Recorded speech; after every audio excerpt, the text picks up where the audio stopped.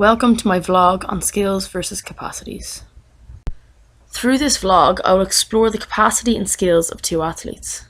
The focus of this vlog will be on the specific capacity of dorsiflexion of the ankle and the skill of the back squat and the pogo hop, which will be performed by two athletes.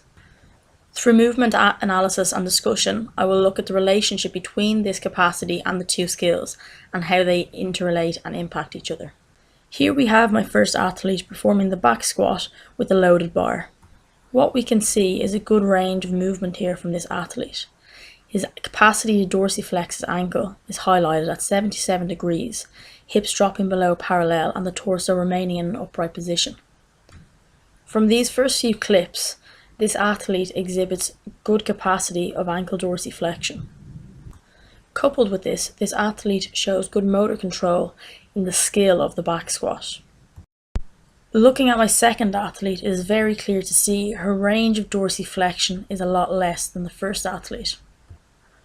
We can see the significant difference here highlighted by the 98-degree angle in the ankle when flexed, compared to the 77-degree angle my previous athlete reaches in ankle dorsiflexion. This image highlights the difference in the capacity to dorsiflex the ankle of both athletes. To further emphasize the range this athlete has at his ankle, I got this athlete to perform the back squat barefoot. While we can see some other glitches in the movement here, such as a slight pronation of the heel and a slight outward rotation of the foot or external rotation of the hip, we can still see that the capacity to dorsiflex the ankle in this athlete is a lot higher than the previous athlete. How then does this capacity tie in with the skill of the back squat? Here we have both athletes back squatting simultaneously. While the two athletes have different capacities of ankle dorsiflexion, we can see that each exhibits good motor control when back squatting. Having looked at both athletes' capacity to dorsiflex the ankle, we will now have a further look of the actual skill of the back squat.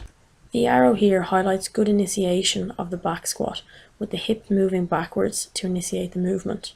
Although this athlete has exhibited restricted capacity to dorsiflex the ankle, the actual skill of the back squat has been learned correctly.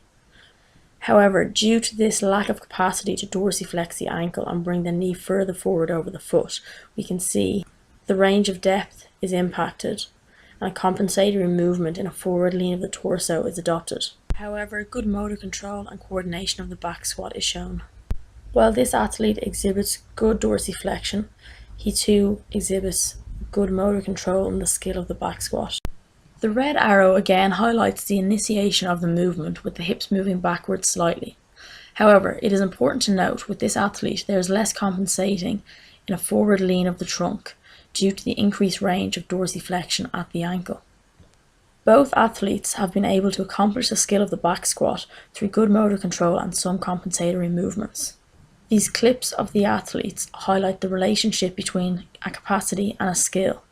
We see how a capacity can impact the movement pattern of a skill. This brings me to my second example of the skill of the pogo hop and how the capacity to dorsiflex the ankle impacts this skill compared to the back squat. When looking at the relationship between a capacity and a skill, I think it is important to remember that just because an athlete exhibits a capacity does not mean that a certain skill is a given.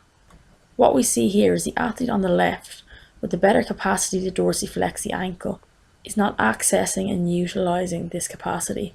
In comparison to the athlete on the right with the lesser capacity to dorsiflex the ankle has developed a much more efficient movement pattern. The difference here between the two athletes is the development of the motor control of the skill. Prior to performing both of these skills, both athletes had been assessed using both the overhead squat test and the knee to wall test. The overhead squat is used here to see if there's any breakdown in the movement of the squat. It has highlighted a compensatory trunk lean in the athlete on the right. Initially, this looks to be due to a lack of dorsiflexion. The knee to wall test was then used to back this assumption up, with the athlete on the left exhibiting a greater capacity to flex the ankle compared to the athlete on the right. To sum this vlog up, you can see that there is a relationship between an athlete's capacity and movement patterns. However, capacities are not the be-all end-all.